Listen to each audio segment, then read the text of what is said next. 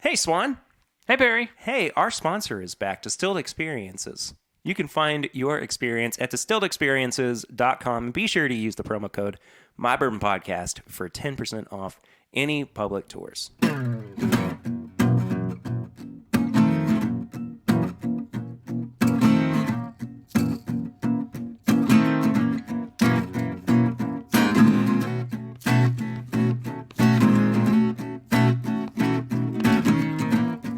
Welcome back, everybody, to another week's episode of This Is My Bourbon Podcast. I am your host, Perry, here on this kind of gloomy Sunday afternoon. Almost forgot what day of the week it was. Sitting down with my good buddy, Swan. Hi. The Swan. How are you, Swanee? I'm pretty good. Good, yeah. I have not been drinking enough bourbon. Well, we did just do something kind of different for our Patreon listeners. We did a little pregame chat, which will go up, will already have been up, actually, the day before this episode has come out. So I think we're going to start doing that with all of our home base episodes, where we're just going to kind of sit down for 20 or 30 minutes, kind of warm up, have a drink or two, chat, and then you guys get to hear some of that. I'm all for it. If I can have more bourbon at your house, yes. Well, it's a little scarce around here, so don't get... A little scared. Don't son. get too excited. You could hook this up to the tap and have tap water for like a month. A month? Yeah. Okay, thank you for being generous with the... I take long showers. Oh, could you imagine, you know how like you get soap in your eye? You're trying to wash out burning soap with bourbon? You know what? We're going to stick with Kentucky Utilities. Okay. This episode brought to you by Kentucky Utilities.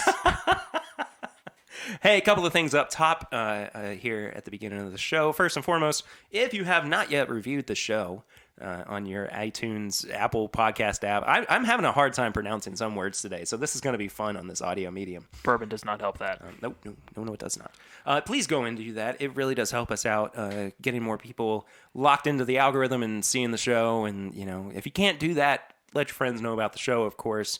We'll be reading out another awesome 5-star review here at the end of the podcast. And the other thing is that our Movember charity campaign is still going strong. We have just a ways off from reaching our new goal of $750 for Movember. It is a great organization that raises awareness for men's health and men's mental health. You can find out more about them at Movember.com. But the link for our personal campaign is in the description of this episode. Every little bit counts. We are up to $580 out of $750. So please, if you are able to do that, I know this is kind of a weird time of year to be asking for, you know, charity donations and everything, but this is something that is near and dear to my heart and is, you know, something that I have really wanted to do for a long time. I had to catch my breath. Yeah, and honestly, there's no better time to donate to something that involves mental health. I mean, the holidays are rough on some people, so it's always nice to help out. Yep, absolutely. So let's get on with the show, shall we? Let's do it. We start every episode out with a segment called Flying Blind. Yeah, my glass is very empty. Well, let's rectify that, Swan, as the folks of old used to do before the Bottle and Bond Act. Please don't rectify this bourbon with anything like dip spit. No, let's not. Ooh. Yeah. So, this... I'm not going to tell anything about this. Well, I want you to find out for yourself. Let's go on this journey together. Yeah, this is in a rocks class for me, so it's... ethanol's kind of out there. It definitely smells like a stronger bourbon. Oh, it smells so good. It is very, very rich smelling. I like that. Oh, nice deep dark caramel and chocolate notes, and there's not a whole lot of like alcohol intensity on it. See, I'm getting some more of that. Yeah, I'm using a smaller rocks glass than you are. You are using the Drink More Bourbon rocks glass. Mm-hmm. I am using the Podcast Whiskey Weekend Batch 1 rocks glass. Ooh, that's good.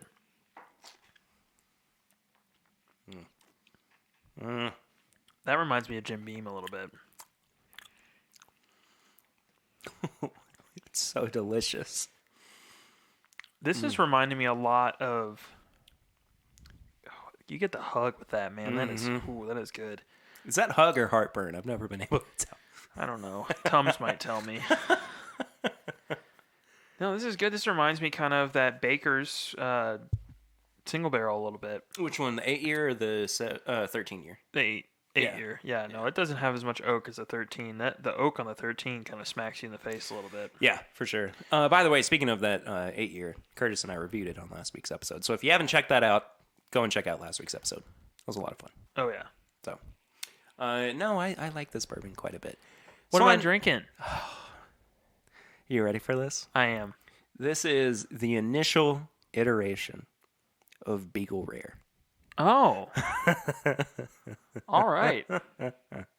Yeah, this was the original blend before it was touched by any of us content creators in the podcast I like in this. Whiskey Tube world. Can I get some more? No, I'm just kidding. I can't do There's that. not much of it left, man. No. No, this is very good. That's impressive. Yeah, and it's funny if you listen to the episode that I did with ADHD Fishing. Which you should, by the way. You absolutely need to go listen to that episode. I'm going to go out on a limb here. No offense. Maybe the best episode of the year. Oh, that's fine. Birds don't make very good content. What are you talking about? You've had great content. Well, if you can have a beagle that also flies, don't get that on there. Yeah. Yeah, it was... I actually, it was weird. I didn't talk about it last week because I kind of forgot about it, and I was a little sick when I recorded with Curtis. But that was such...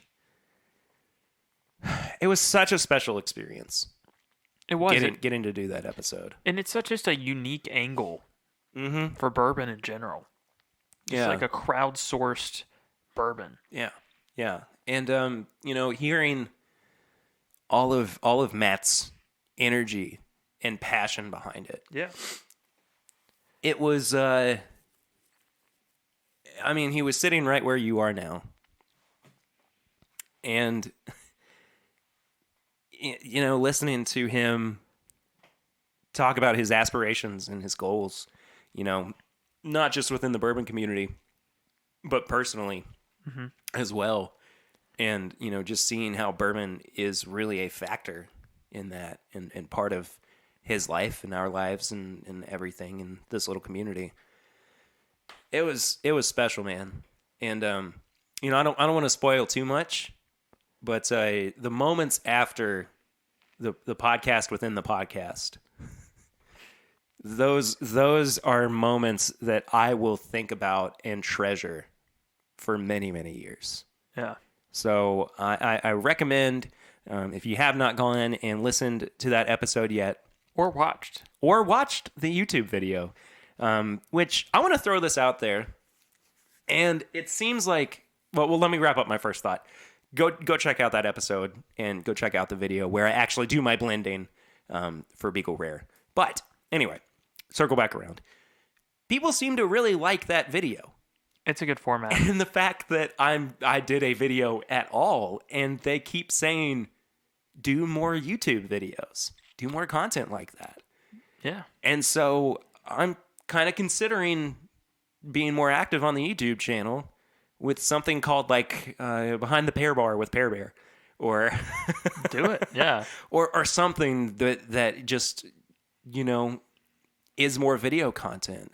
I mean, I wouldn't do it if people didn't feel so strongly about it and made so many if it resonates, awesome comments about it. Yeah, if it resonates, definitely do some more of it. Yeah. Honestly, leave us a comment somewhere. Yeah, please do. Yeah, and let us know if that's something you guys enjoy and what you would want to see out of it. Because, we can't replicate the ADHD fishing video to a T. That was just... It was amazing, to be honest. But if there's some content you wanted to see, even if it was just video reviews. Mm-hmm. Yeah, because, there's only so many reviews we can do in a year, right? Literally, there's only 52 at most reviews that we can do in a year. Yeah, unless we just have lightning round, and by the end of it, I'm like, someone give me a ride home. Bourbon Pursuit's got a corner on the Whiskey Quickie, so... Yeah. No, we'll let them have that one. Yeah, absolutely. But I think that, if there is something, and maybe it's not every week. I don't know if I can do every week with the video content, maybe every other week or a couple times a month or something like that. But if there's, something that people want to see get reviewed, in that same kind of format that I did. I'd love to hear about that. You can send us tweets to @mybourbonpod or, hit us up on Instagram or Facebook or whatever. You can also send emails to thisismybourbonshop@gmail.com. We actually have an email that I'm going to be reading out later on, which, I always like reading out emails. Swan's pointing to the E.H. Taylor Straight Rye. Perry, I'm thirsty.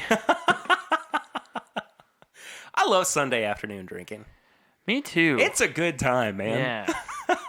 I can't wait. Well, as we pour this next whiskey, Swan, what have you been drinking recently? Rise. Rise. It got cold. You start reaching for some of these like higher proof things and you're like, well, these are great. But you know what you can't drink every night? Higher proof things. So you kind of want that like extra warmth in your chest, a little extra warmth in your glass, wherever you want the warmth. It's fine. But it's something I wanted, and I get that from Rise. So I've really jumped on that train recently. And a bottle that somebody actually let me finish up was, and Perry just picked up one, was a Russell's rye, the single barrel rye. Oh, no, you pour what you want. You go for it, good sir. It's my house. It's your house. I'll do what I want. Exactly. But no, that single barrel rye that they have, if they ever open that up for picks, Perry, we got to go. I might buy the whole barrel. I don't know. That stuff's so good. Hey, speaking of picks, we might have some news about the first ever This Is My Bourbon podcast pick. Is it the one I was also informed of? By a certain entity, mutual friend of ours. Yes. We'll talk more about that here in the future. But yeah. If anybody's interested in learning more about that, stay tuned because we've got some really cool things happening in 2020. Stuff's moving. We're calling it the 2020 Vision Year. No, that's dumb. We're not going to call it that. You can, but that'd be a lie. My eyesight's terrible. I don't wear glasses or contacts. Proud of you. It's amazing. I am the only person in my family who doesn't need them. I went to a concert yesterday and sat at the top, and I was just like, just for clarification that I need these, let me take my glasses off for a second. I was like, oh, blobs. Yeah, no, they're a necessity. Which one's my girlfriend again? It's so hard. They don't call it the Ginger Choir for nothing. Yeah, no, it's just I couldn't pick it out. Yeah. So you've been drinking a lot of Ryes. A lot of Ryes, yeah. No, the Russell's Reserve Single Barrel Rye has been great. The Wild Turkey 101 Rye. Honestly, Wild Turkey, congratulations on your Ryes. The Cornerstone was amazing. I got another sample of that. Mm-hmm. I really need to check out some more Jim Beam Ryes because I've been lacking in the Knob Creek Single Barrel Rye category. I have not actually owned one yet, but I've had sips of some. And then just the regular standard offering of Jim Beam Rye. Mm-hmm. It's a staple. If you don't have one of those sitting around, you should really go grab one. Oh, yeah. What have you been drinking lately, Perry? As I tap on the bourbon cap. What have I been drinking recently? Well, let me tell you, Swan, what I've been drinking recently. So I was at the Wild Turkey Distillery the other day, and they had something real special in the gift shop. Ooh, okay. They had, not that bottle, this bottle. That was another Russell's bottle, which we're going to try here in a little bit, I believe. This is the Master Distiller 2019 Russell's Reserve Single Barrel. That is special. It is from Camp Nelson F. Even better. It was distilled in 2009 and dumped on 9/11/2019. All right. 10 years old. So, well, just about, yeah. So I saw it and I was like, I think I need to get that. Yeah. I really think I need to get that. So Eddie himself actually picked it. I'm curious to see what you think about it because it is very, very different from any Russell's pick I've ever had. Okay. I can get behind that. Yeah. And then also, we're going to try some of this a little bit later on. This is Justin's House of Bourbon's new Russell's pick as well. Just picked this up today. Cool. And I actually tried it while I was there because, luckily Justin's is cool because they have, that tasting bar, and all their picks are there. So if you want to try their picks before you actually buy a bottle, you can do that. That's amazing because some of them I've really wanted to try picks. Yeah. Before I bought. It's one of the reasons that I picked this up. Not only was it because it was good, but because it was also distilled within about 2 weeks of this master distiller bottle. Oh, okay, so it's just very similar. Or potentially could be similar. Potentially, yeah. Same warehouse. Actually dumped a day before the master distiller pick and bottled on the same day. Okay. So we're gonna see what's up with this. Again, same rick house, same floor, just 2 different picks. So we're gonna do a little side by side here in a bit. And then also something that I recently kind of revisited. I talked to you about this. Is the Barter House? Yeah, the Orphan Barrel. Yeah, which it's funny. It's actually the oldest bourbon that I now own because I bought the rest of it off of you. Mm-hmm. Well, that bottle I picked up in, I believe, the end of 2017. So it's 20 years old. Yeah. Released that year. So that's some old juice. It's what is that? 96, 96, 97? 96, Like 97. that. Yeah. Yeah. That's pretty cool. Yeah. It surprised me when I went back to it because I remember us being like, I just don't. Well, I always thought it was good. It was just a little watery, and it was just nothing but butterscotch and oak. Sure. And it didn't really have a ton of nuance, and that's kind of what I associated, at least when I first started picking up that Barter House. I was like, this is going to have so much depth. Yeah. And it just didn't have that. Yeah, that butterscotch, I think, is still really prominent. Mm-hmm. But as it's had time to open, the age is really starting to show through. And I think that at 90 proof, it's really quite appropriate. Yeah, I remember their original tasting notes. One of the big things that they hammered home was biscuits with honey on it. They said that was a big thing for them. I don't know if I ever have picked that up. Yeah. On here. Oh, here we go. It says on the bottle, a soft and elegant nose reminiscent of warm spice, biscuit, and buttercream is cunningly paid off with a mellow taste of roasted grains and charred oak, finishing with pleasing hints of spice and brown sugar. You mean butterscotch, right? Butterscotch. Yeah, butterscotch. Yeah, that's exactly what that means. Yeah. No, I mean, it's good. It's definitely not something I'd reach for every day, especially being 20 years old. You're like, this is just a novelty as well. Like, you should just have people try it. Because I would love to have somebody try blind Wild Turkey 101 and then that. Mm-hmm. And I guarantee most of them would say, I kind of like both of them. They're really good. I don't really have a hard time picking which one I would like out better, if not picking the Wild Turkey. And then come to find out that whole, like, the longer it's been aged, the better, it just really gets thrown out the window with having, like, that and something a little younger, 6 to 8 years. Sure. Yeah. Anyway, that's what I've been drinking recently. This E.H. Taylor Straight Rye is very good. It is, yeah. It's... I can't believe I used to make old fashions with this. Yeah. Actually, I bet it makes a pretty daggum good old fashioned, if we're being honest. Yeah.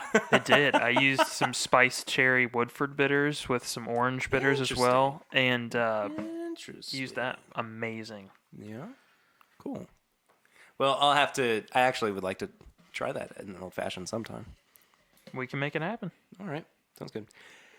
Swan, do you want to get into some news of the week? Yeah, what news we got? Well, let's talk about some recent releases. The biggest one, I think, being not actually a bourbon, but bourbon related. Bourbon adjacent.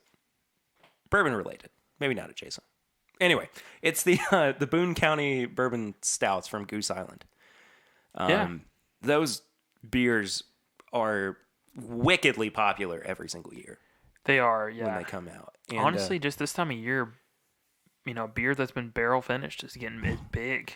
It's so good, man. Mm-hmm. It's so good. I had the willetized Lagunitas the other day that's aged in their rye barrels. Mm-hmm. Oh, it's great, but it will get you messed up because it the main release of it is it's not quite a 750 ml bottle. Mm-hmm. It's probably like a 500 ml. or something like that. Yeah, they call them bomber bottles.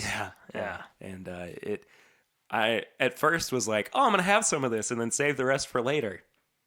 I drank the whole bottle.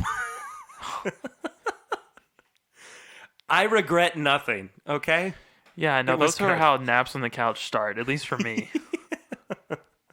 Perr Bear and the couch naps. Anyway, so their newest releases of the Boone County Bourbon Stouts just came out. I'm a fan of them. I know you don't really drink bourbon much, or beer much, rather. Yeah, no, I drink bourbon, not beer. But I've tried some of them, and for me, they're more tolerable, but it's still not something I like that much. What is it that you don't like about them? Is it just the beer itself? The beer, yeah, it just tastes like a soggy pretzel to me. I can't do it. Interesting. That's usually where beer lands for me. And it's probably one of those things, too, that if I just made myself drink a beer once a day for like 2 months, I'd be like, okay, yeah, no, beer's good. Yeah, now. sure. But I don't want to do that process. I'm good. All this weight that you've lost? Yeah. It would come right back on. Yeah, it's all good. I think I'll pass. But I don't mind finding them. I mean, we picked up what was another one we found was the Goose Island, right? Yeah, that's what we're talking about. Yeah, but I mean, like we found that one that was, what was it? The orange and coffee. Yeah, right. Yeah. I mean, they've got a bunch of different releases of that, and then this year they put out that Flight as well. From like they had a 2017, 2018, and 2019. I've actually got one of those coming. Yeah, that's just. I don't know what it is, but this year I've just been all about the Goose Island stouts. Yeah, I'm just so excited about them. Like you found me 2 bottles of the regular stout. Mm-hmm. I've now got 2 bottles of the one that's aged in Knob Creek barrels. Do you know about that? That's aged for 2 years in Knob Creek barrels. Wow. Yeah. I've never had it before. I'm really, really excited. Well, they have that. Is that Knob Creek that's in this, like the 4-pack that you can get? That's like the Fat Tire, I think, in Knob Creek. That is that's New Belgium. New Belgium. Yeah, and that's the Oak Spire, which is also really good. Mm-hmm. That's an ale aged in Knob Creek barrels, not a stout. Okay. Yeah. Yeah. No, you're definitely more knowledgeable on this. I just see, beer and a bourbon brand. I know. Perry, do you need any of this? Like that's my general go-to. No, I understand, but it's funny because there's always so much hype around these, and it's one of those times where I go, totally worth it.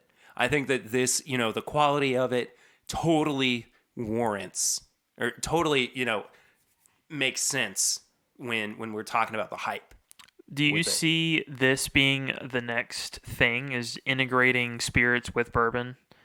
I mean, or like just like other spirits with bourbon? Like, I mean, this is taking off. Because, I mean, they've already done this with beer and tequila. Yeah. I don't know, because I feel like you have to think about what's going to impart the most flavor and what's going to interact well with the beer itself. So, I think with bourbon or rye and even barrel-aged tequila, I think that is something that's going to impart flavors that benefit the end product as a whole. But if we're talking about something like a barrel-aged gin, I don't know. Vodka, there's definitely nothing there. No, we're good. Unless you want potato beer. No, I prefer my potatoes as fries and or regular potatoes. Or sweet. Yes. But no, they've also done it with, coffee, rum. Yeah. I mean, they've got plenty of releases that are just mixing the two. Bring it on, man. If you want to age anything in that. Syrup. Oh, heck yeah. Syrup's good. Yeah. I'm still daydreaming about that Vermont syrup made in the... from Whistle Pig? Yeah, from Whistle Pig. That Nate brought over? That yes. was... Ruined me, Nate. You did. That was something else. Yeah, no, I'm all for them aging it. And the bourbons the beers that have been coming out aged in bourbon barrels, I mean, everyone's been going nuts over them this year, and it seems well-deserved. I've heard more about those this year than like when Zombie Dust hits and people go nuts over that. I found that on the shelf this year, and I'm like, oh yeah, Isn't this a thing? Don't we go nuts over this? There's no one waiting outside. What's going on? Are we good? Does anybody know about this? Yeah, and then the Goose Island aware? stuff, it's just sitting on the front shelf, and I'm like, there's 6 people waiting here for this, Perry. Do you want it? And he's just like, yep, grab me too. Yeah. And even still, I went to, I went to Liquor Barn yesterday, and they still had plenty. Yeah. So, I don't know. Maybe they just, Goose Island saw the demand over it this year. Because it does certainly seem like there's more out there. There definitely is, because I remember 2 years ago when I first started hunting, I saw people posting these, and I'm like, oh, they look cool. What are those? Oh, they're beer? No, I'm good. I don't need that. But then I went one morning on Wednesday, and I'm like, why is there just rows and rows and rows of single bottles in these, brown bags? And I'm like, oh, those are all bourbon or beers that have been held for somebody. Somebody just come and pick them up. And I'm like, why would you do that for beer? Well, because it's good beer. And now I'm sitting at the Euclid Kroger, and I'm like, Perry, do you need beer? I can bring you beer. Do you need it? That made me sound very alcoholic. Well, it's good beer, guys. It's good beer. But no, I appreciate it. Yeah, and I mean, like, it is very good. It is also a little expensive. I mean, a single bottle of that is $13. So it's not like it's, it's not something that's just kind of run-of-the-mill, haphazardly thrown in your cart as you're going through the liquor store. I mean, you do kind of have to think about it. Beer is not like bourbon. I mean, once you open it, it's going to go bad pretty quickly. So, I mean, you either have to consume it right then and there or find a really solid way of saving it, which actually I looked into a little bit. It's not going to last as long, but if you put a cork in a bottle of beer, it'll keep for a few days. Yeah. Which I didn't even, really consider. But anyway, Boone County Bourbon Stouts, awesome beers. Be on the lookout for those this holiday season. Yeah. You know what else people have been posting pictures of? And it might be on your list over there. I'm just ruining things. I'm sorry. You gave me bourbon. It's the Larceny Barrel Proof has started to hit some profiles. I want a bottle. Where is my bottle? Right? I don't know where these people are getting them from. We're in Kentucky. I need it. They've already announced the proof point. They've announced the MSRP price, which is the same as the Elijah Craig Barrel Proof. Hallelujah. Thank goodness. I am so all over that. Yeah, and I'm so glad that they also, and this is a pet peeve of mine, and I know Perry's in the same boat. As soon as I mention it, his face is going to light up. They changed the label. Because the previous Barrel Proof, they literally had the exact same label, and then down at the bottom, it just said Barrel Proof instead of 92 proof in large text. Yeah, and then you get to the checkout counter, and it says $100 for the bottle, and you're like, this is not what I was getting. Yeah, and so now it's in like all black on the front, kind of like they used to do the old Elijah Craig Barrel Proofs, where they had the pirate, black label in the front. Right. I'm so excited. Just a barrel-proof weeder, because I mean, no offense to Maker's Mark, I really enjoy their cast strength, but 111, I want it to hurt me, and it doesn't hurt at 111. Like I want it to punch me in the face and then say you're welcome. Yes, exactly. That's what I need from it. And just knowing that it's Heaven Hill, so at some point there's gonna be a hazmat version of this. Oh heck yes. Yes. Man, I hadn't even considered that. Are hazmats a thing of the past though? I think so. I think they are too. It's been a long time since we've seen anything hazmat from the antique collection. I think the most recent one was probably the William Heavenhill, right? That got up into hazmat territory. Didn't they put one out that was like 140.2 or something like that? Yeah, that's right. But I mean, even like Elijah Craig Barrel Proofs haven't been hazmat in 3 or 4 years, I don't think. Yeah, they did just put one out that was almost 137. That's true. So, I mean, that's up there. That's definitely not something you could give to a beginner. I need to try that one again. I think I finished my sample from Heaven Hill. We'll need a refill. Yeah. No. I'll just give him a ring. Yeah. See what Connor's up to today. Yeah. No, I'm definitely looking forward to the Larceny Barrel Proof. I think that's going to be something I'm going to start picking up just like I do my Elijah Craig Barrel Proof, where it lines up and I've got like 6 of them. My girlfriend's looking at me like, you don't need more. They're all the same. And I'm like, they're all different. But they're all good. They all have different names. This one's nice to me. This one's mean to me. Well, let's talk about another special release. This is cool. This is really unique and caught me off guard. And unfortunately, you can't purchase it anymore. But I wanted to kind of talk about it just in the fact that it even existed. You brought this to my attention, I believe, or maybe Adam Terry did. But that Wilderness Trail Willet barrel that they picked, the 16-year-old Willet barrel that they were selling for charity to get rid of cancer. Yeah. Yeah. So cool. I need it. How... Do you know how much it costs, Swan? I got like $2. Make it happen. Well, you're going to need $2,498 more dollars. Ooh. For, all right. For this 16-year-old Willet barrel. You know, I might just admire it from a distance.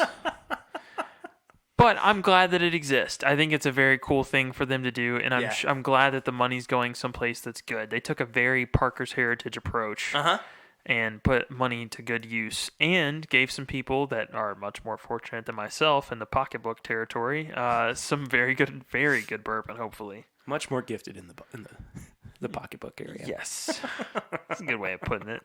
Yeah, this is something that legitimately did catch me off guard, because I was like, so you're telling me that another distillery went and picked a barrel of somebody else's bourbon and then are selling it themselves?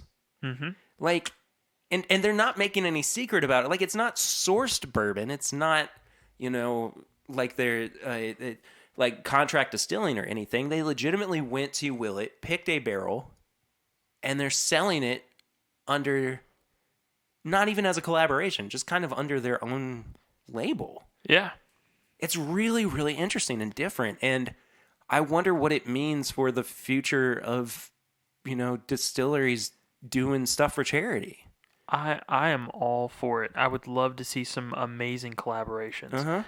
Because I think people could definitely do some stuff with Bardstown Bourbon Company where they say, hey, I'd really like for you to make a blend with our product and your product, but I want to supply some rare, 16-year-old Willet bourbon for you guys to blend with. Mm-hmm. I'd love to see something like that. Yeah.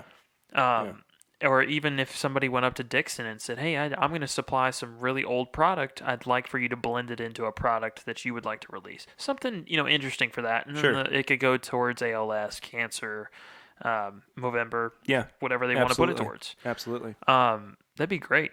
Yeah, I totally agree. Anyway, I just wanted to kind of bring that up as like a hats off to Wilderness Trail. Good for them. Yeah, really, really, really cool. Yeah. As has kind of been customary for us recently, I found an article that was a little strange, but... Ooh, I need something in my glass for this. Okay. Do you want to try this Russell's pick from the... Do I? From Let's the go. distillery? Yeah, so once again, this is this master distiller pick from Eddie Russell himself over at the Wild Turkey Distillery. Thanks, Eddie. What do we say to Eddie, class? Thanks, Eddie. Anyway, so this is from GearPatrol.com. Sounds legit. Well, it's interesting because Gear Patrol actually has a pretty long archive of bourbon articles, which I wasn't expecting. But the more I dug into it, the more I realized that they had somebody on staff who knows something about bourbon. So in this case, the article's title is Like Bullet Bourbon? Try these 3 upgrade whiskeys next.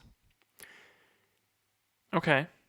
And I'm just now realizing that we might have talked about this a little bit on either last week's episode or on the Patreon bonus episode for this month. I can't remember. I was very sick when I was recording that episode. Well, let's go, Perry. You got me excited now. Okay, anyway, so the whole gist of it is that Bullet's a high rye bourbon, and that these are just kind of your next steps, right? So the first one, there's 3 that they offer. The first one that they offer is Old Grandad Bonded.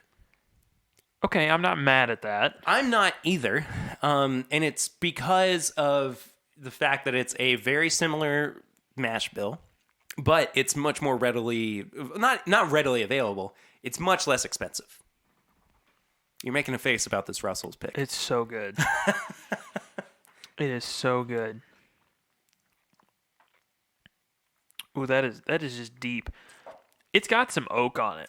It's kind of leaning towards that like Russell's 2002 kind of vibe, but dialed back a little bit, which I appreciate because the 2002 it hit me in the face with the oak. I mean, it was too much. Oh, yeah. But this is special.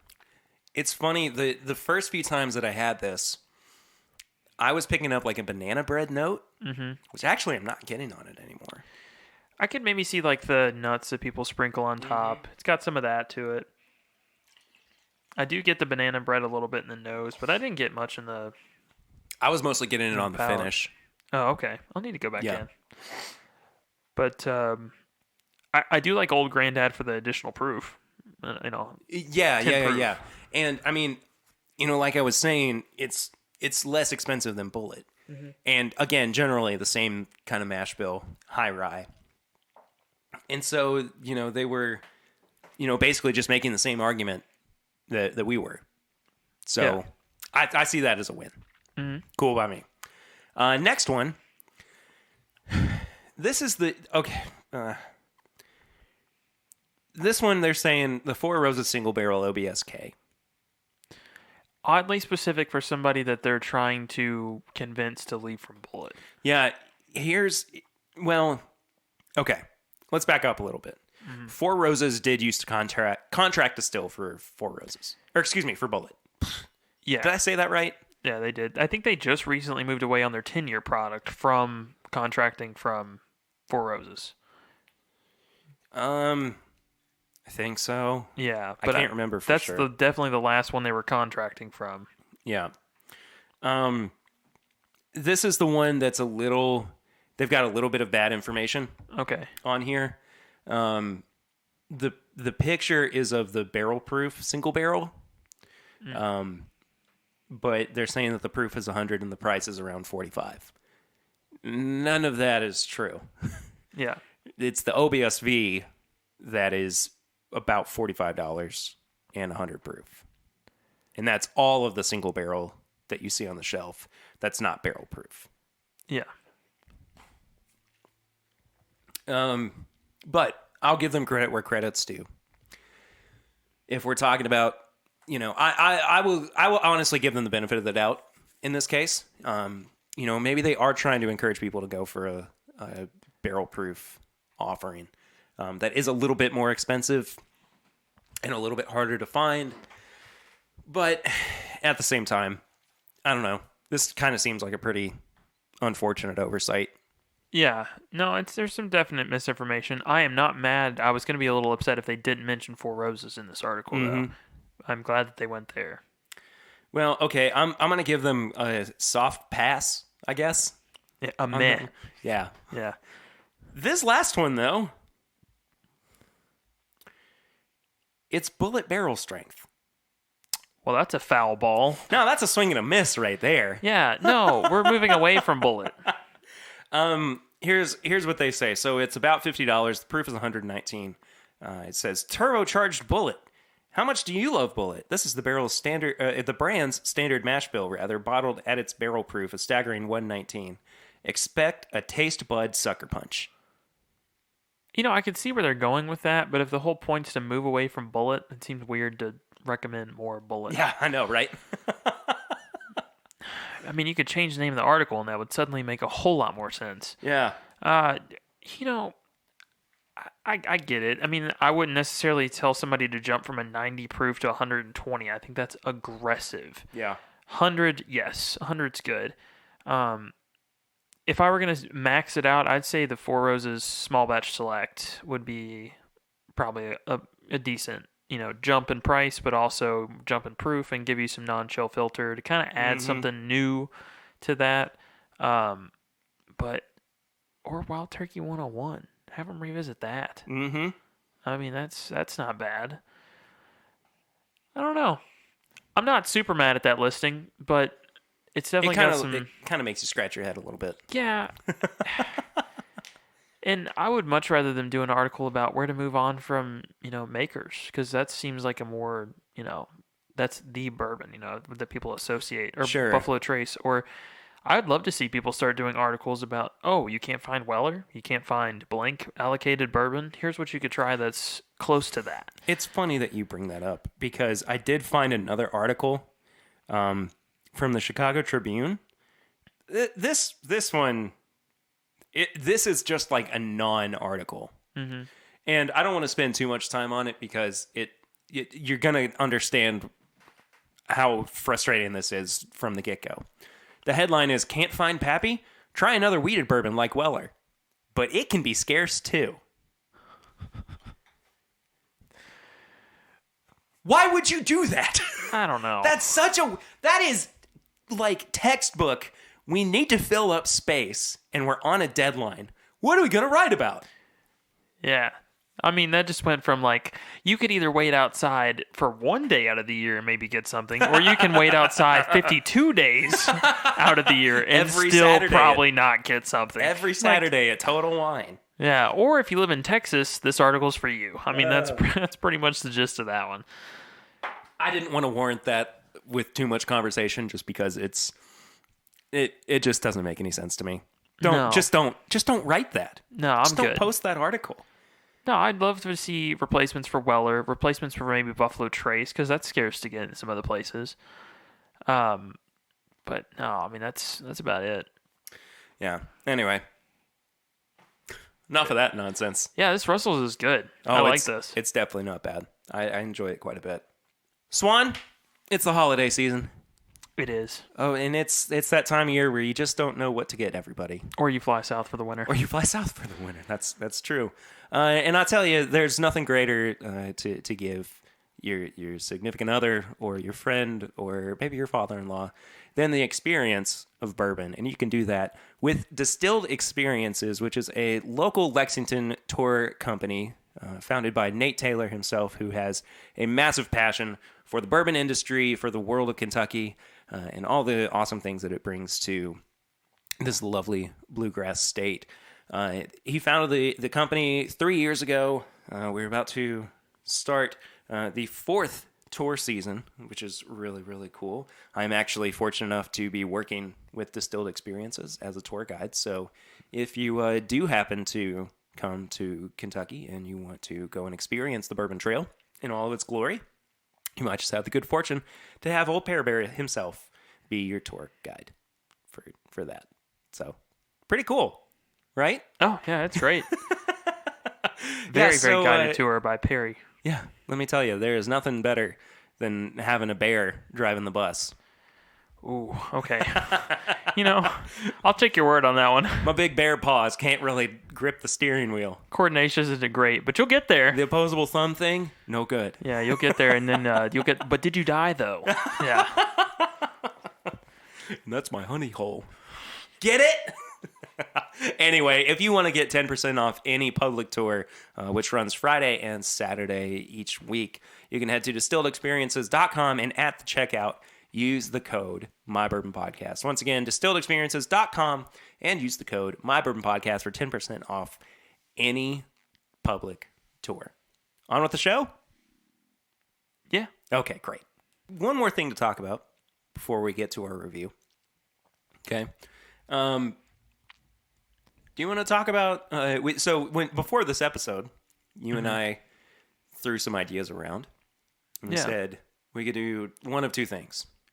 Well, really, we threw a couple ideas out. And it was like, we could do both of those things. But we've done a lot already. So we could kind of scale it back to one of the two. What would you rather talk about? Let's talk about like some New Year's resolution stuff. Yeah, let's do it. Yeah, so other than to find BTAC... That's not a resolution. That's a wish. Well, it's mine. I still want it. But no, the biggest New Year's resolution, I guess, would be to lose weight. That's what everybody does. Yeah, that's the big one. So, hordes of people crowd Planet Fitness, and I'd like to kind of cater it a little more to what you said earlier. You hinted at the whole beer conversation. You can't have beer and bourbon every night and really expect it to, really maintain a good amount of health. I mean, eventually you find yourself saying, "Ooh, I need to take a couple days off." So just over the past, I'd say about 2 years for me, I've really kind of focused in on that and tried to maintain a healthy lifestyle of both. I want to drink a lot of bourbon. Also, I don't want to wake up and feel awful. Yeah. And generally, you know, it's hard to find that balance, but there's ways to do it. I mean, one person that does this really well, I think, is the Whiskey Vault. They have their quarterly dry week just as a check-in. Like, hey, do you have a problem? Are you good? And if you don't, then you can, you know, as soon as Monday rolls around, have a pour. Yeah. I think that's a phenomenal idea. And I do something similar where I kind of tell myself, you can only drink X amount of days out of the week. So I only drink 2 days a week. Sure. One for content and one for, you know, just enjoying whenever. Yeah. And I mean, I drink more than that out of the week, but yeah, I mean, it is a good time of year to kind of reassess that and, you know, go, I don't need to. Yeah. I mean, I'm 26. I should take care of myself. Yeah. And, yeah, I mean, it's, you have to understand what your relationship is with bourbon, right? And I mean, you know, if it's a crutch, that's a problem. If it's something that you enjoy, that's fine, right? And I mean, you have to look at how you're drinking it, when you're drinking it, if you're drinking it with other people, you know. I mean, it's all, you know, there's a whole bunch of different things that go into it. Yeah. But, you know, New Year's resolutions are just an excuse anymore to make a Facebook update. Yeah, it is. But you can make it more personal. I like to start my New Year's resolution in November because it feels more serious. Yeah. Yeah, like if I started in November, it's a thing. I can kind of, you know, really dedicate myself to it. And then when New Year's comes around, everyone's like, I'm going to get off the couch this year. And I'm just like, yeah, but are you though? And then exactly. I've kind of been doing it since October, November at this point, and I'm like, I can definitely keep going. I like December 1st resolutions. Yeah, they're good. They kind of set the tone. However, and this is completely what I do every year. Yeah, as much, you know, as I like to boast about, oh well, I meal prep and I do this and that. As soon as it's like Thanksgiving Day or Christmas, I'm like, I'm eating anything and everything. If it's edible, it's going down my throat. I want it. Swan, anything's edible if you try hard enough. Yes, you are correct. But and then plus, like, we all love our families, right? Sometimes you need a little bourbon when you're around them. Definitely have a glass or two. Bingo. Enjoy yourself. Loosen up a little bit. Yeah. But you know, just don't. You do need that kind of check-in, and it's good to start stuff a little early. December 1st is a great time to start. Yeah, because I mean, at that point, then you're kind of prepping yourself for the holidays, and you know, it's, you know, look, and let's be honest, the holidays are not always the easiest time of the year. No. They can be really difficult for a lot of people. I'll be honest with you, the holidays are a really good time for my depression to act up. Oh yeah, and I'm laughing about it, but it's just because like. I have to laugh about it or else I'm going to cry constantly. Yeah, no, I totally understand. Like right now I'm commuting. I just, you know, I'm at a new job or soon, but for the current time, it's like. Congratulations, by the way. Thanks. Yeah. But currently I get up and it's dark outside and I drive to work and I sit in a building and then by the time I get home, it's dark. It's still dark outside. And I'm like, oh, this seasonal depression thing, welcome. I feel it like as soon as it switches from fall to winter. Yeah. As soon as autumn is over, I don't need that groundhog to tell me. the seasonal affective disorder kicks right in. I mean, it's brutal. Yeah. No. It's definitely an adjustment. Yeah, it is. And, you know, it's something that, you know, is another reason why the Movember campaign is so important to me. And, you know, I know how difficult it can be. I know how hard it can be to, you know, either just not talk about it or just kind of wallow a little bit. It's easier. It is easier. I mean, I'm not going to make any bones about it. But it's also easy to fall in the crutch of drinking a lot. Yeah. Yeah, and I think we had talked about this, and weight loss is a big thing, but honestly, health. Health in general. Absolutely. Mental health is just as important as physical health. 100%. And sometimes those things are kind of tied together. So I know that like what I've started doing since I've attempted to lose weight is I've drink more water. I know Chad says it as a joke, but legitimately, if you're taking a shot, you should really have about 8 ounces of water per shot worth of alcohol. So I mean, it'll help a few things. One, just make you feel better. You don't feel like your entire body has dry mouth when you wake up in the morning. And it's nice too because it just kind of helps clear out some of the toxins and stuff. I mean, you can still, by all means, you get a good Russell's pick, you delve into that thing, go for it. But have like a 40-ounce water bottle next to you. Hydrate, yeah. Sip Stay on hydrated, man. Yeah. That's what I tell people on tours all the time too. When I'm driving the bus, I'm like, look, especially during the summer, it's hot outside. You're going to be drinking whiskey. Stay hydrated. Bring a bottle of water. We provide water and Ale-8 for people on the bus. I mean, grab a bottle. Most of the distilleries don't care if you have something to sip on, water-wise, if you're on a tour. That's true. Hey, the barrel sweat, you do too. Drink some water. Exactly. I mean, that's a T-shirt right there. Yeah, exactly.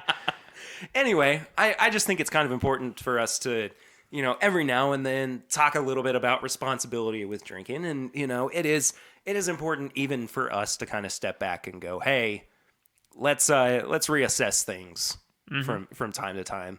And, everybody's going through the same stuff. We're all in the same boat, and I don't want to get too personal or too meta or anything, but it's supposed to be fun. It is, yeah.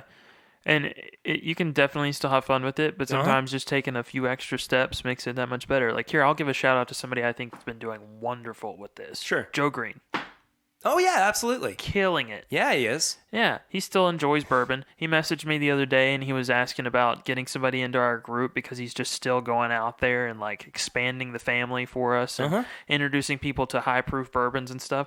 And then he's posting about how much weight he's lost, and he's doing great with it. And he's absolutely killing it. That's somebody that's balancing their lifestyle super well. Yeah. I mean, I would even say that's beyond well because most people's thing is I just want to maintain where I'm at. I want to be there. So, I mean, that's great. But, I mean, everyone has their own things that work for them. I'd say, again, water is a huge one. Hydrate while you're doing it. Go for a walk every once in a while. I mean, you walk dogs now. Yeah, and I mean, it sounds silly, or it sounds kind of benign, but goodness gracious. Yeah, go for a 20-minute walk. Go for a 30-minute walk. Yeah. And, just because you can't make it to the gym doesn't mean that you can't do nothing. I mean, you should at least try to get up and get moving a little bit. I even on my breaks at work just walk around the floor. Yeah. I mean, it's just something. It keeps me from sitting down all day, get some stuff circulating, and just get up. And then that's plenty. I mean, people hit step counts. Yeah. Some people, I walk my dogs when I get home. I strangely decide I'm going to try to walk my cat. It walks me, but that's something to get me out of the house.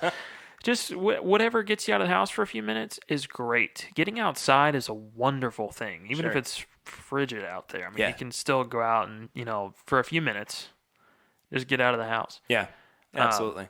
And then also just setting parameters for yourself. If you only want to drink twice a week, stick to it. Yeah. I've even done this with buying bourbon. I make a list now for me of 5 bourbons, and if I don't see them, I don't pick it up.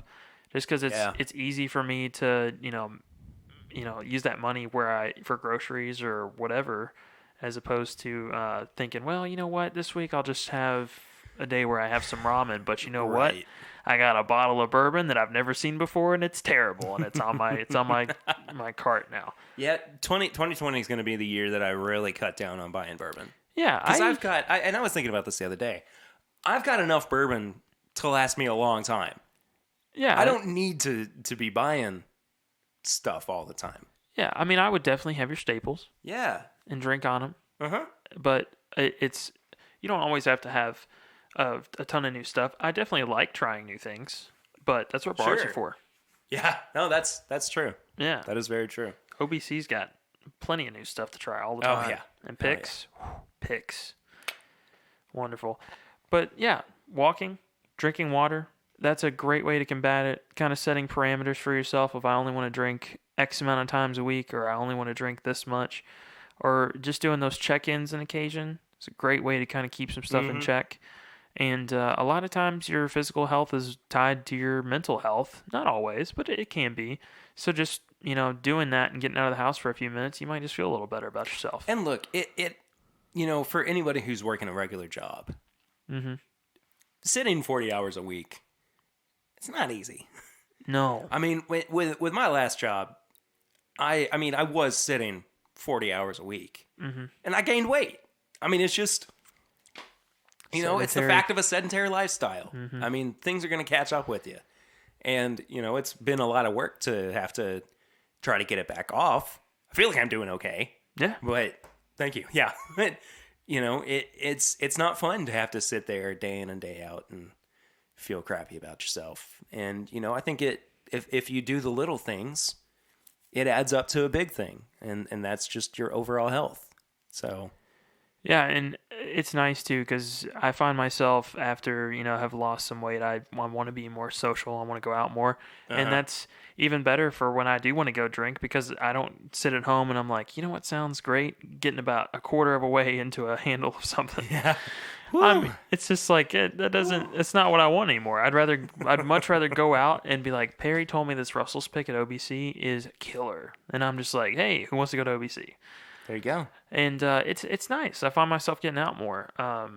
Somebody that's great at that is Dustin and Monica. They're constantly going out and doing events and stuff, and they seem like they genuinely enjoy themselves doing it. And I love that because for a long time, I'd much rather sit at home by myself, get deep into a pick of something. Yeah, but I mean that's the thing is that it's supposed to be a social thing. It's supposed to be an opportunity to hang out with friends and try stuff. And, I mean, I have to, and I've started really being conscious of this too.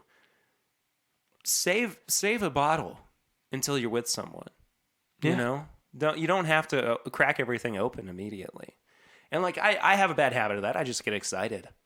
When I get new bottles and I'm like, I got to drink it right now. But like that can wait, I mean, yeah, it's okay to have that Turkey 101 instead of, the Van Winkle Lot B. Yeah. I mean, it's not going anywhere. It's not going to change anything in the bottle if you take care of it right, So, I mean, just be conscious of it. Yeah. So, I'm sorry we're preaching a little bit. No, it's all good. I mean, just to wrap up, Yeah. take a small walk, drink some water, and Yeah. drink socially as opposed to at home, I guess, and enjoy yourself. And honestly, you may not, see yourself dropping pounds and pounds on the scale, but also at the same time, you might just feel a little better for yourself. Yeah, and mental exactly. health is just as important. Yep. For sure. It's definitely a good New Year's resolution is to just have a healthy relationship with drinking. Yep. So 100%. Yeah. Well, do you want to drink more bourbon then? Yes. Do you want to So review glad something? you asked. This is something that I just happened across at the liquor barn here in Lexington. Yeah. So this is hilarious to me. Yeah. So this is the Evan Williams Single Barrel Vintage Bourbon, the Kentucky Derby Festival. They've dipped it in gold wax. Yes, they have. I didn't know that you weren't allowed to have like dripping wax all the way down it. So you have to be very precise with it. Yeah. I think it's hilarious. Well, look, man, if somebody owns the patent, I mean... They do. I mean, Booker's has got a very specific thing that they do. Knob Creek has a very specific imprinted one they do. And then this one, they've dipped like at least a third of the bottle in wax. And it's like very, very neat. It's just funny to me. Yeah, so I saw this on the shelf the other day at Liquor Barn, and I was like, oh, I've never seen this before. And, I saw the price, and I was like, okay, that's fine. And I was thinking, if it's the same proof as a normal Evan Williams single barrel, I'm not going to worry about it. But then I looked and saw that it was 111 proof. And I was like, I'm getting this bottle. This is coming home with me. Well, you're just getting right into it, aren't you? Getting bold, Perry. Ooh. Ooh, this is good. Yeah, speaking of cracking special bottles, I mean, I saved this to to crack with my dad the other night. Yeah. Because I knew I was going over there for dinner. And I was like, oh, Dad loves Evan Williams single barrel. I wish they would bottle more stuff at this proof. Well, I mean, I want to say, too, I don't mind the 86 proof single barrel. No, I don't either. And that's weird for me. Because generally I do mind the 86 proof. Yeah. At least a little. I may not admit it because you're like, oh, I don't want to be a proof hound. But yeah, no, I do want 90 to 100 or above, usually. Generally above. But their 86 is something special. The nose really does kind of have a vintage quality to it. It does, yeah. I like this. Oh, man. There's like milk chocolate covered peanuts on the nose. And maybe some like marshmallow fluff too. Yeah, I get it on the palate too, but it's weird. That chocolate, I want it to be like a dark chocolate, but it's almost like that weird, like almost fake Halloween-y chocolate, but it's good. It's got so much other flavor to bring to the table with it. Oh, man. And then there's like peanut brittle. Mm-hmm. And there's even some like mixed berries as well. I'm going to have to look for that one again. Hold on. It's subtle. The mixed berries are very subtle. And you can really kind of get it more towards the finish. And it's kind of like berries and cream. Yeah. No, I'm seeing that a little bit. I'm getting more of like a blackberry where it's got almost like it's not so tart, you know, but it's pretty good. I like this. Can I ask what the price was on this? This was $80. So that's up there.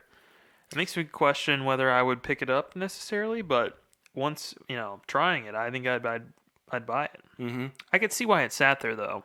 Yeah. Because it looks like the bottle legitimately looks like it's just dipped in gold wax and like, haha, let's charge an extra $60 for it. I mean, it's whew. That is good. That's also dangerous. It does not drink like 111. Oh, no. It's got the hug after, but that's about it. Yeah, I mean, I think that there's a little bit interesting going on with the finish, and it does really start to move towards those sweet notes. Mm-hmm.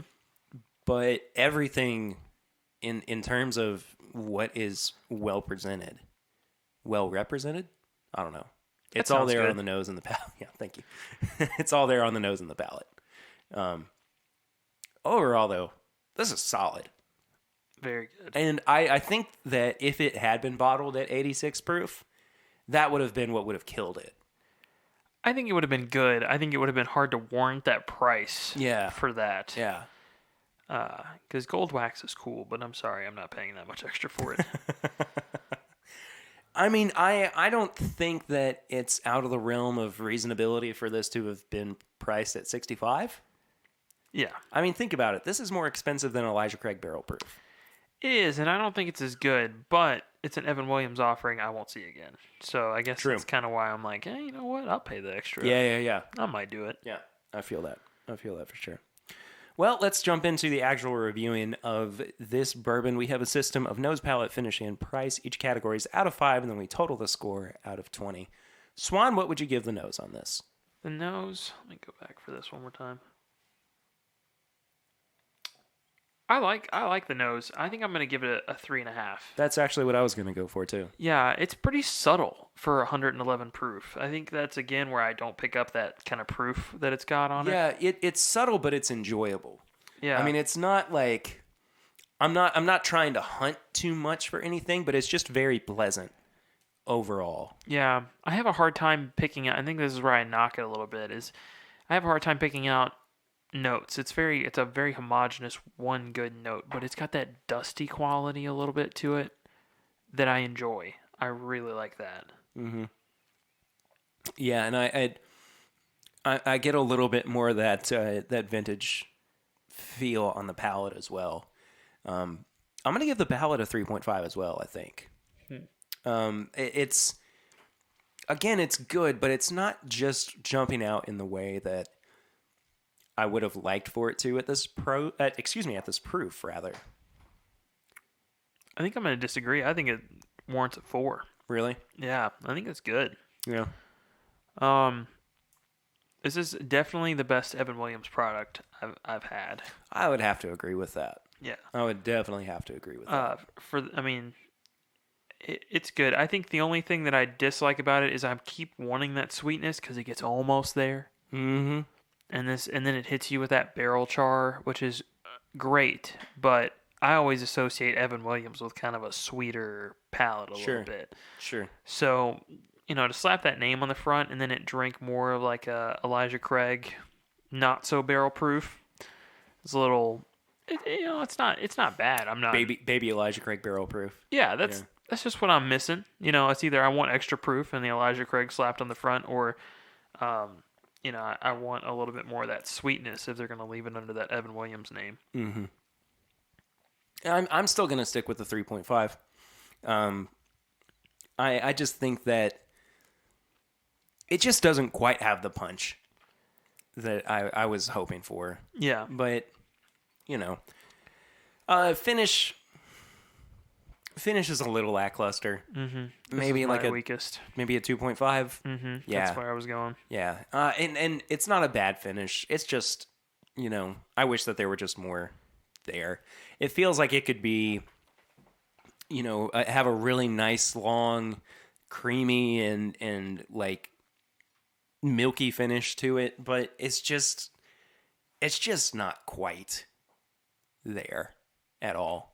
So yeah, I'm gonna have to give it a 2.5. Yeah, no, I'm right there with you. And this is gonna sound bad. I think it's just a neutered Elijah Craig barrel proof. No, I think so too. Which doesn't bode well for the price, but it is good. It just needs a little something extra. Like it's kind of doing that Woodford thing where it's approaching on so many different parts of the flavor wheel and not really narrowing in on one. Mm-hmm. And I would just appreciate it to really hit one and ride that home. I think that'd be great. It's definitely got kind of that honey viscous stuff that I do like. I think that's where the points are coming from for me. But I want more heat. I want more length in the finish, and I definitely want it to hone in on some extra flavor. Mm-hmm.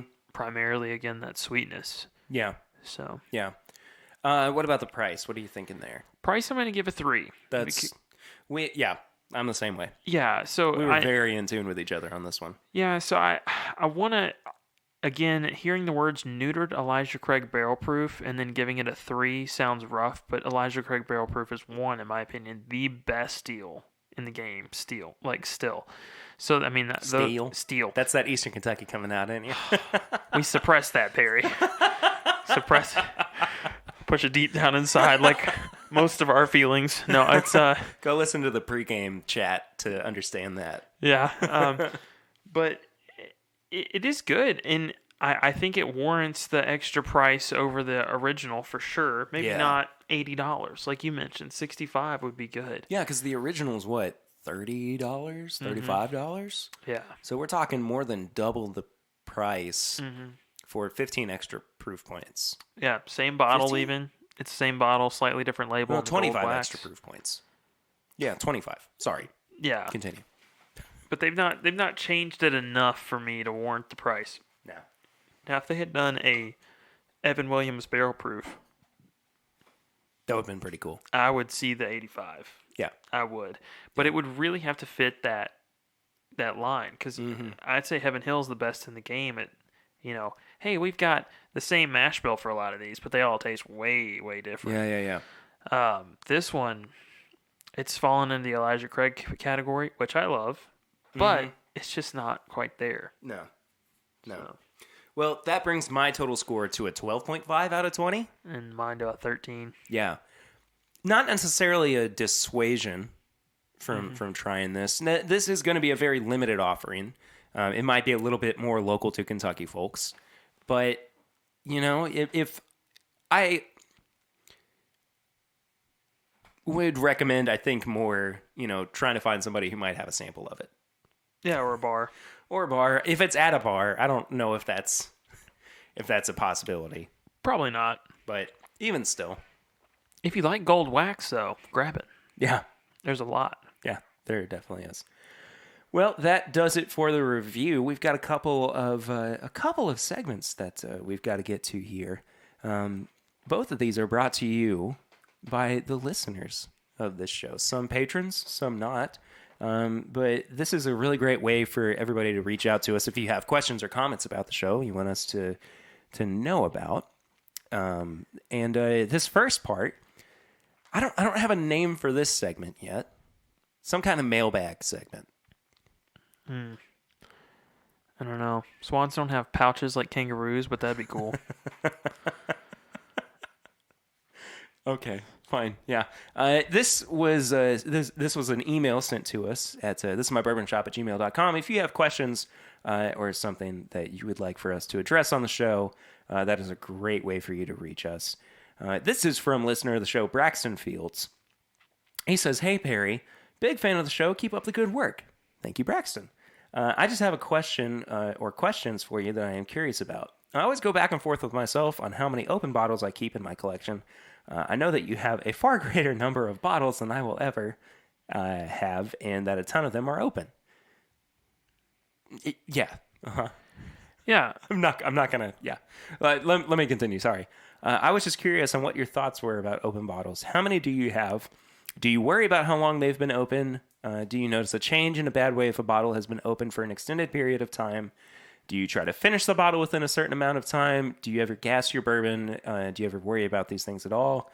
Sorry for the long-winded questions. All good. Have a great day. Cheers, Braxton Fields. So I'm in the same boat you are. Most of mine are open. Yeah. So there's a couple of ways that they recommend you take care of your bourbon if you're going to have them open, and one of them is if they've got a real cork to occasionally take it and flip it over a couple of times. I do that, yeah. And put it back on the shelf, especially if it's turkey. Mm-hmm. Love you, Russells, but what about these corks? Get them corks together. Yeah. It's called cork theory.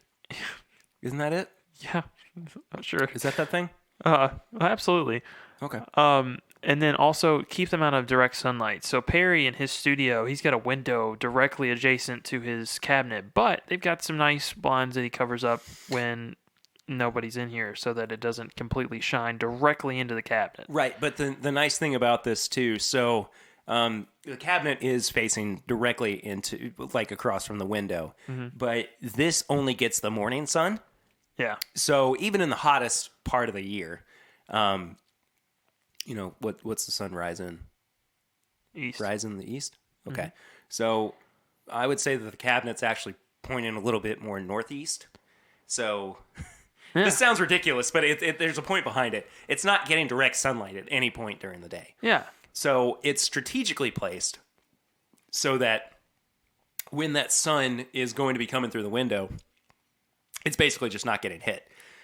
If that were the case, though, I would have so much bad bourbon. Yeah. Everything would have gone bad in this cabinet in a matter of months. But yeah, you absolutely have to keep your bourbon out of direct sunlight. Yeah. So if you start seeing some sun bleach labels, you've got a problem. Yeah. And then I've also done something that I've told you about, and I've mentioned on the show a couple of times, but I actually have a bottle that I opened when I first started drinking bourbon that I still own. And if that starts to go kind of funky and weird, then I know that anything I've opened past then, maybe you should start drinking. Mm-hmm. So mine, I opened a bottle of V.H. Taylor, and I still have the very first bottle of V.H. Taylor. Right, yeah. And if I ever revisit that every 2 or 3 months, and I'm like, ooh, this is starting to get weird, then anything I open around that time period, that's going to be on the drink soon list. Mm-hmm. So, there's a couple ways to keep you in check. What do you do in particular?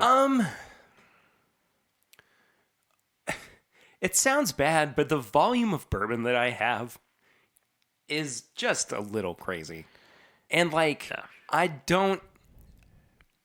if I did that regularly, I'd be drunk all the time.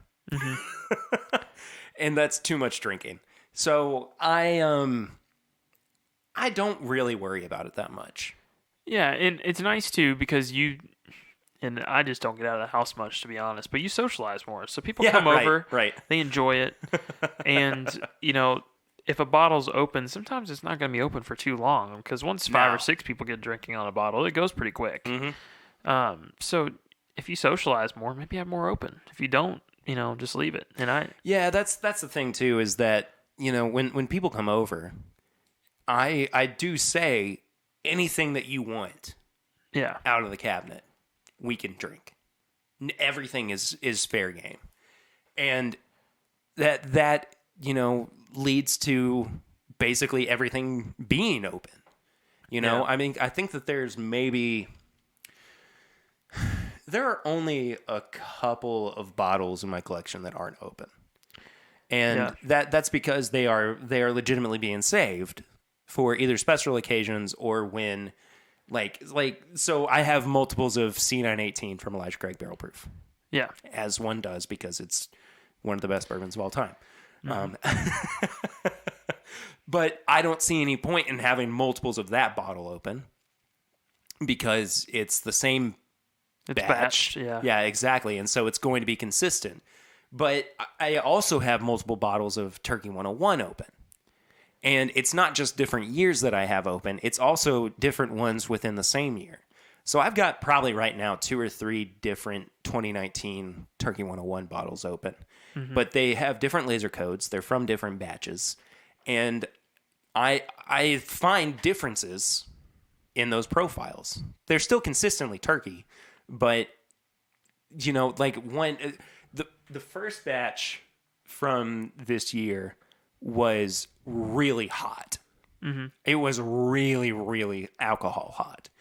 And I got worried that was going to be what, the rest of the year was going to be like. But into, that was, HA. If you look at the laser code, it's like LLHA. That was the first quarter or whatever. The second and third, which were like HI, HK, stuff like that, those were great. I mean, they were really, really good batches. But, I wouldn't have really known that if I hadn't actually opened those other bottles. That's true. I think what we're getting at is open it if you want to open it. I mean, don't really unless you're saving it for a specific occasion, like you did with this last Evan Williams. Just open it and enjoy it.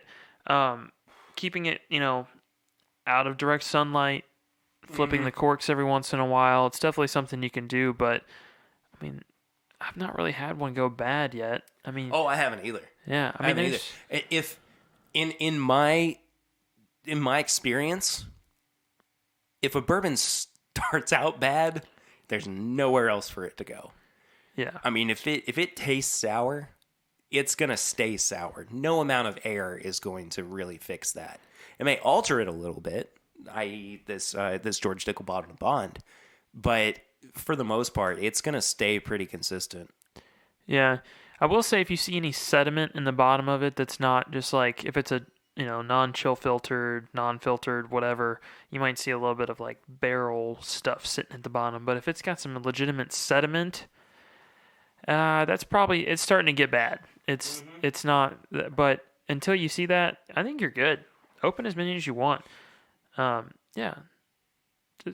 Yes. Yeah, sorry. So I realized we didn't have anything to drink on next, and because we did kind of have a baby version of an Elijah Craig product, I figured we'd have a better version of an Elijah Craig product. This is the Elijah Craig's, what is this, Barrel Select?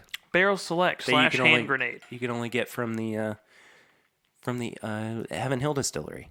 Well, that was whatever the opposite of a Perry pour is. Swan pour. I still have the drive. Sorry. No, you're all good. Anyway, Braxton, I hope that answered your question. Thank you so much for being a listener of the show and sending in your question to thisismybourbonshop@gmail.com. And we hope your bourbon collection is as big as ours one day. Yeah. We want that for you. Anyway, next little bit. We actually have this is our second newest segment, which we started last week. I started last week with Curtis.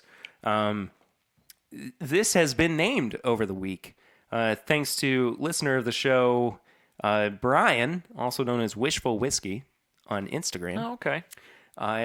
So basically, for a little bit of preface, our voicemail hotline that was set up for the 100th episode for people to call in and leave messages for us to listen to when we recorded the 100th episode. That's still active. So if you call 859-428-8253, you can leave a voicemail for us, and we will listen to it on the show, and we'll react to it.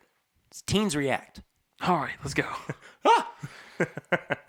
Anyway, here is this week's voicemail. Hey guys, this is Clifton McDaniel calling into the This Is My Bourbon hotline, or whatever this segment is to be called. My question for you guys is, do you have a certain flavor note that you just don't like? Even if a whiskey is exceptional every other way, once you notice a certain note, you just can't get behind it and you just don't like that whiskey. Curious to hear what your thoughts are, and keep up the great work. Bye. Clifton, thank you so much for sending in your voicemail to this week's Bourbon Rings, which is the name of the segment. Yes. All right. Swan, is there a particular note that you pick up on whiskeys that turns you off from that flavor or that bourbon altogether, or whiskey altogether? Yeah, bubblegum.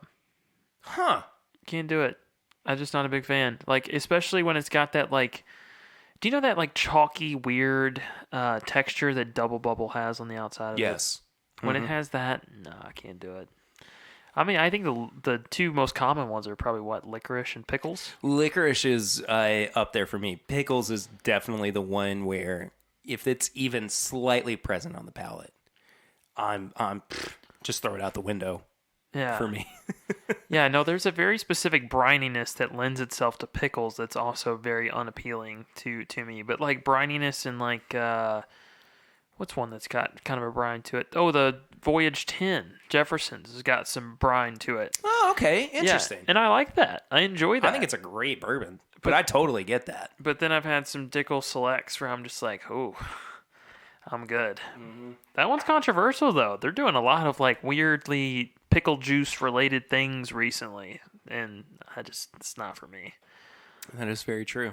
Yeah. Yeah, I would say probably the pickle note. Less so licorice. I don't necessarily mind licorice notes. I think that if it's coupled well with other flavors, it can work really well. Mm-hmm. But for the majority, yeah, it's not my favorite note, especially black licorice. Ugh. Yeah. You know the weird thing is, why is that candy? I'll actually eat black licorice. Will you really? Yeah, but I don't like it in bourbon. You know what I really don't like? This is getting a little off topic. I am not a fan of Twizzlers. Well, okay. You know, who is? But my wife is. Lucy loves Twizzlers. I'm a Red Vines man. You gotta have the Red Vines. No, I'm just kidding. But no, I don't like them. Somebody's seen the Harry Potter musical. Yes. Yes. No, those need to be someone's candy, not my candy, but definitely someone's candy, and not in my bourbon. No. Anyway, I actually would like to hear from some of the listeners and see if there is a note that they don't like on whiskeys that immediately turns them off. So if you have a note that you just cannot stand and absolutely makes you want to drain pour a whiskey, let us know. You can send it in a few different ways. At My Bourbon Pod on Instagram, Facebook, and Twitter, or thisismybourbonshop@gmail.com is a great way to reach us. Or, of course, you can leave us a voicemail at 859-428-8253 for next week's segment of Bourbon Rings. That's such a good name. I love it. And, he also, Wishful Whiskey also said, and then when the caller answer is over, you just yell, "The bung was rung." So, oh goodness, are you ready? Yeah. All right. We're gonna do this simultaneously. Right. Yeah. Oh, okay, let's go. The bung was rung. Nailed it. First try. All right. Something. We tried. Hey, we want to do more mailbag stuff. So you guys send in all questions and comments and everything. We love hearing from listeners of the show. Mm-hmm. We're not done yet, though. This has been a fun, long episode. I feel like we've just kind of been hanging out and chatting. We've just been going. Yeah, I've really enjoyed this. I like this kind of format. Swan, it's time for tips and bits. All right. Did you forget? No, I have a good one. Oh, okay. Yeah. Cool. What are your tips and bits for this week? So I've been watching the show Blacklist. Okay. Have you seen it? I have not seen it. You've seen The Office, though, right? Yeah, it's James Spader, right? Yeah. Yeah. Is he playing Robert California? Yes. Yeah. So imagine if Robert California, you know how he always had that weird Killed people? Yes. So you know that weird. He could definitely run the crime syndicate thing that he had going on. Mm-hmm. Imagine if he just did run a crime syndicate. Oh, okay. It's just that. Yeah, fair enough. Yeah, the whole plot of the show is basically within the first 10 minutes of it, he turns himself into the FBI because he's on the FBI's 10 most wanted list. And he basically just negotiates these terms where he's only going to work with one person. And it's a person that just started. It's their first day in the FBI. And he is essentially just going to strategically give up individuals within the, on this blacklist of names that are just people that he wants taken out. So if he doesn't want somebody fooling around with his business, he'll say, oh, we're going to, give up this person. And then they hunt them down in their normal FBI crime show type of way. Oh, okay. And towards the third season, you're just like, this is not the show I started watching. But you know what? I don't care. Keep going. It's so good. What shows are, though? Yeah. No, I mean, I think they start and they're like, oh, well, we've not really hit our stride yet. Let's just keep messing with it until something sticks. Sure. Right. I have never really gotten into Blacklist. I've seen bits and pieces of it, but I'm just not really a crime drama kind of guy. Oh, I am. I'm a sucker for it. Like, if I watch a show, I do it for more of the escapism, and not that I don't like dramas. I mean, I brought it up, a few times on the show now, but Watchmen on HBO, it's a drama, but it's so good. Yeah. And I get it, but I have to have it in really small doses. Yeah. I find myself I have things to do tonight. Laundry, cooking, cleaning, whatever, Sure. And then I'm like, oh, this is my 7th episode of Blacklist. It's 2 a.m. Oh, man, it's time to go to bed. That's usually where I end up. So, yeah, fair enough. I just get sucked into them. So I've got a couple of tips and bits this week. Because of the Watchmen TV show, I decided to go back and reread the original Watchmen comic book. Oh, okay. Oh, man. Is it good? It is amazing. Art style good? So it's, an 80s graphic novel, so, the art is a little bit dated, but I still think that in terms of presentation, it's fairly timeless. I think that it still holds up. You can tell that, and, being a comic book nerd, of course, this was kind of a turning point, and it kind of set the bar for what comic books were going to look like moving on. So, yes, you can tell that it has a certain age to it, but at the same time, it still really holds up. And I know it's just kind of a, well, of course it's good. Everybody says it's good. But, man, it's a really great book. It's if you're a subscriber to Comixology, it's free for Comixology Unlimited subscribers right now. So go and read it. But anyway, I also have just a couple more. I'll throw an extra one in then. You do that, Swan. Oh, right now? Yeah, right now. Oh, cool. We can jump back and forth. Let's fight, Perry. No, I'm just kidding. So I brought this up to Dustin. He was over the other day. I've been listening to another podcast called the Mile Higher Podcast, and it is. Did you tell me about this? You had a few pours. It was fine. I had a few drinks. Yeah, no, it was okay. Yeah. You didn't have to drive. It's your house. You do what you want. Yes, it is. Yes. So it's just they just go over just rampant conspiracy theories and just random things. Oh yeah, that's right. I remember. And this now. Just unsolved crimes, and you find yourself just really getting into but did they do it? Did they do it? That kind of stuff. Sure. And then just thinking about the government and crazy stuff. And then at the end of it, you just kind of unplug and you're like, all right, well, I'm going to go back to my 9 to 5. I mean, it's fun to listen to it. And they have a really unique perspective on a lot of different things. Again, it's one of those podcasts that kind of leans politically one way or the other. So if you don't align with it, it might not be your podcast, but if you do, it's great to kind of listen to it. So take that with a grain of salt a little bit, but it's very fun to listen to. I will actually recommend another podcast. As many listeners of the show know, I love Australian comedy for some reason. It's just what I locked into many moons ago. Kentucky Fried Chattin'. Kentucky Fried Chattin'. Did you ever listen to it? Yeah. It is so good, man. It's ridiculous. Those three. So oh my gosh. I could go on and on about those three. They are so freaking funny. Peter Jones is one of my favorite comedians of all time. Have you ever listened to Ooh Spooky, the other podcast he does? I need to. Swan.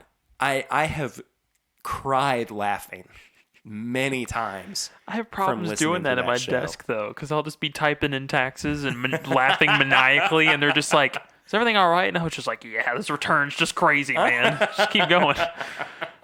I'm happy that you listened to Kentucky Fried Chattin', but that's pretty funny. Anyway, so this is a fairly new Australian podcast. It's called Funny in Failure. It's all about Australian comedians and kind of the trials and tribulations that they've dealt with as they've worked their way up through the comedy scene. Some of them not just in Australia, internationally as well, which is really cool. I'm about 20 minutes into one with a certain comedian. His name is Broden Kelly. Broden Kelly. Okay. Which is exactly how he sounds. But he's a part of one of my favorite sketch groups, Auntie Donna, who is so flippin' funny.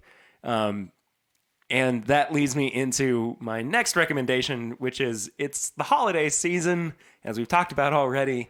And there is a very, very funny sketch that they do called Christmas Pud, which I might throw in a little bit of the audio of that at the end of this episode because it's so funny. I might play it for you here in a second, Swan. But right. Anyway, yeah, it's really good. It was their first kind of like viral hit, I would say. So yeah, go watch it. It's hysterical. I love those guys. I'd love to have them on the podcast sometime when they come back to America for another tour, or maybe when we get over to Australia, which is something that I would really like to do. I have koalas. I'm down. Do you know the koala population is dwindling?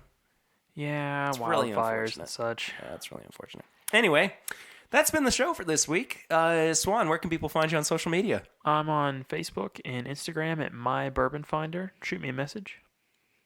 But he can't find you, Pappy. No, I can't do that. It's in his bio. I can find you, Pappy, but you're not going to want to. You're not going to like it. Yeah, you're not going to want to pay that.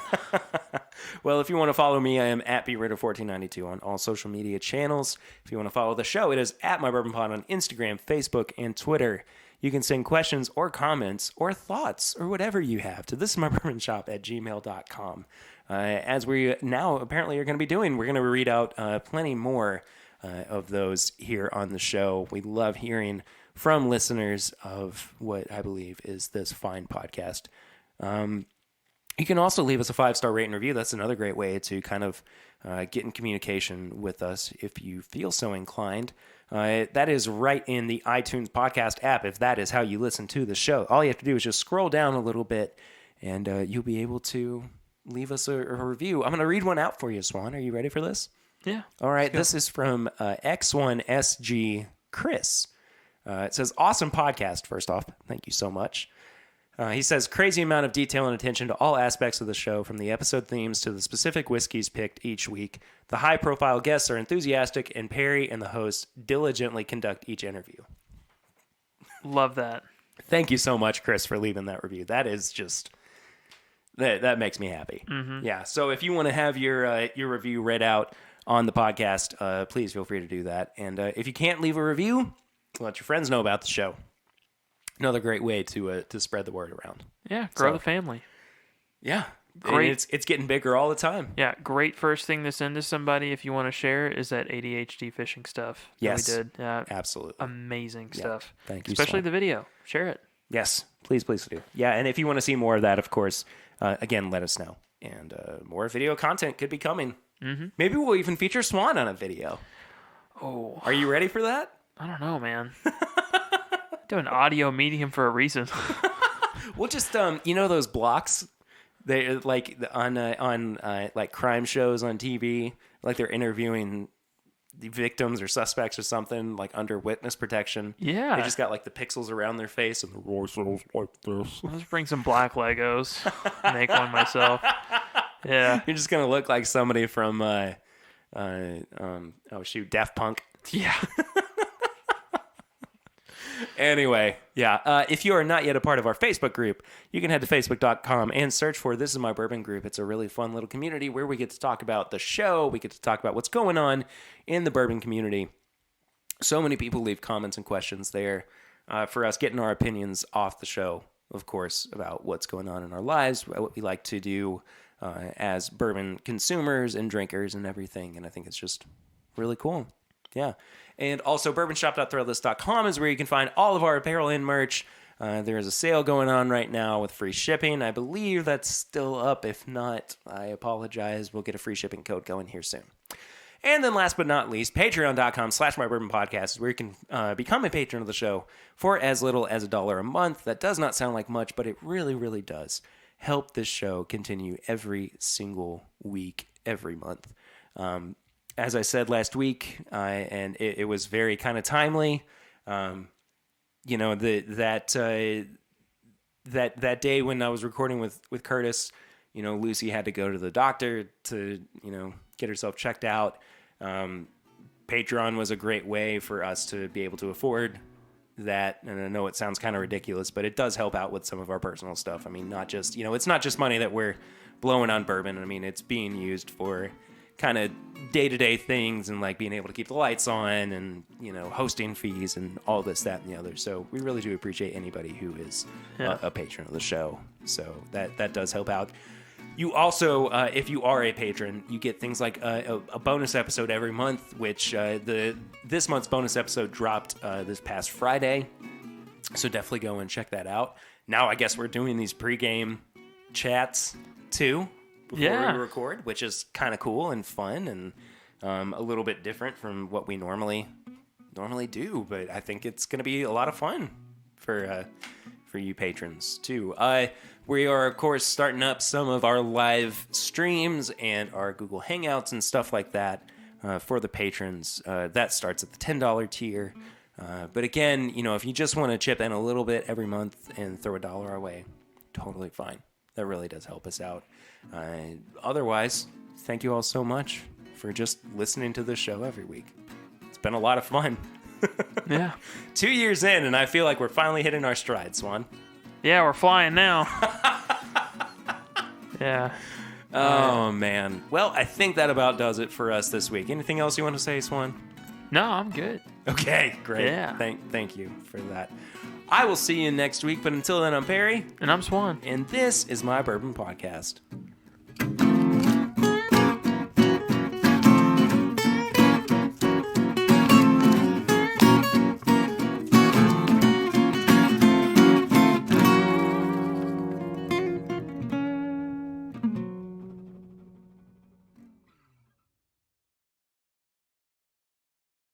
Oh, maybe a little bit of pudding. Maybe just a little bit. Yeah, that's what I thought, mate. Oh, mate, maybe a little bit more than that, mate.